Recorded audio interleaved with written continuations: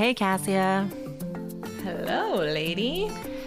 I got to sit down for this episode with Dr. Beth Ricanati to talk about something that may be a little bit different and unusual. And what I really appreciated about this episode is that at different points, it was kind of a palate cleanser for me, given how heavy a lot of our topics can be.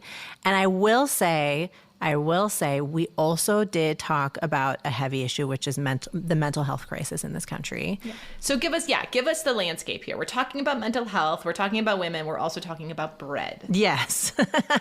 Specifically, challah. The best kind. Yeah, which is absolutely the best kind. And for those of you who have never had challah, please do yourselves a favor. Do your taste buds a favor. So Dr. Beth Ricanati is a physician who has trained, and practiced at Columbia Center for Women's Health and at the Women's Health Center in Cleveland, and today practices at a clinic in Venice, California. And a lot of what she does, she's an internist, right? She's a doctor that deals with all kinds of medical issues. But what she talks about is at some point she experienced what a lot of people experience. In her field, it was specifically physician burnout. She was raising 3 kids. She was juggling too much. She wasn't taking care of herself. And then one day she baked challah for the first time. You can hear the angels singing. It may sound a little silly, but it really changed her life. And it really reminds me of during the pandemic, we were hearing so much about people who were baking sourdough bread. There was this huge sourdough trend. Can I tell you, just pause real quick.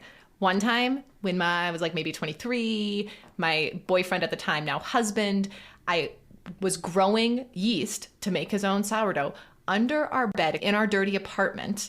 And I found the jar of the growing yeast bubbling over. And it was almost the end of our relationship. Oh, that's disgusting. It's what is this and why is it here? Yeah. But the sourdough that results is really good. Right. I will say the whole mother yeast thing, I don't know, is a very strange concept to me. But regardless, that was a huge trend during the pandemic. And at some point you're like, okay, everyone shut up about the sourdough.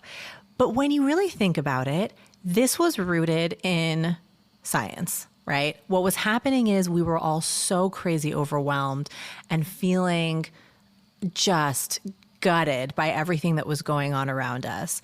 And this was a huge coping mechanism, right? It was the need for something tangible and physical and to use our hands and to get out of our heads. Right. So Beth, what she talks about, and now she goes all around, she does these forums and speaking engagements where she's actually teaching people how to bake challah, whether it is at a church or a synagogue or for medical students or at companies. She's doing this all over the place.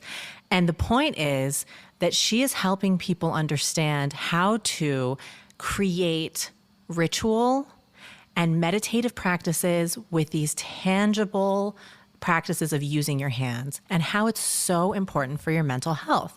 And as a physician, she saw firsthand, particularly at these women's clinics and particularly for women who are faced with all kinds of very specific chronic illness, that a lot of these things are very, very much connected to the mental health issues that we are facing that just go unchecked, whether that's stress, whether that is the overwhelm that we talk about as mothers or as business women or as caretakers, these things that we just do not take care of, and then they turn into physical chronic illnesses.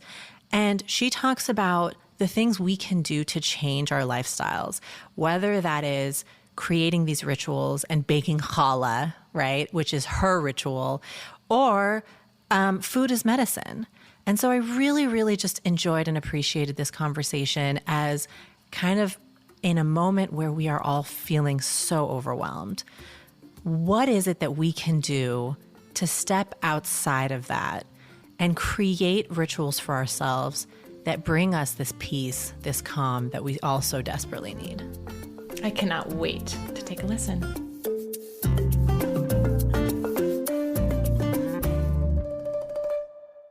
Hey, Beth. Hello. Hi. So good to have you with me.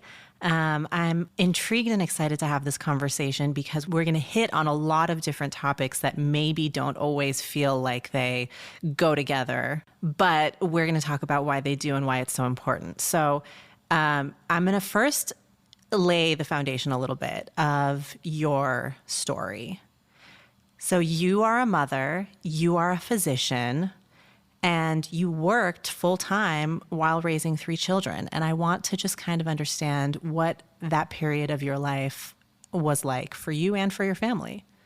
Oh my goodness, it was frenetic. So I finished my medical training while pregnant with our first child and then dove right into practice. We were living in New York City and we had our second child there. Then we decided that maybe being closer to family was a good idea. And so we moved back home to Cleveland, Ohio, and I fortuitously joined the Women's Health Center at the Cleveland Clinic. And we had our third child. Yeah, wow, that's a lot. It was too much for me, actually. We didn't have the term then, physician burnout.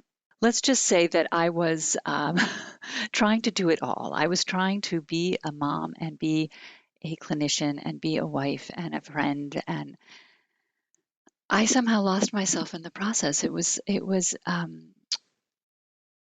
easy to do. I loved being busy like that. I thought that was fantastic to be running around the hospital and then dashing off to pick up one of the kids and then try and make dinner and do all these things and being busy like that was exciting for me. But what I didn't realize, and I didn't realize this till years later, the value of self-care and the value of needing to uh, refill my tank, so to speak, to take care of myself so that I actually could turn around and be the kind of caregiver that I wanted to be to those around me. And it was a very difficult time in hindsight because I just didn't stop and I paid a price for it. I ultimately had trouble sleeping and I was losing weight and I wasn't healthy and uh, didn't see it at all.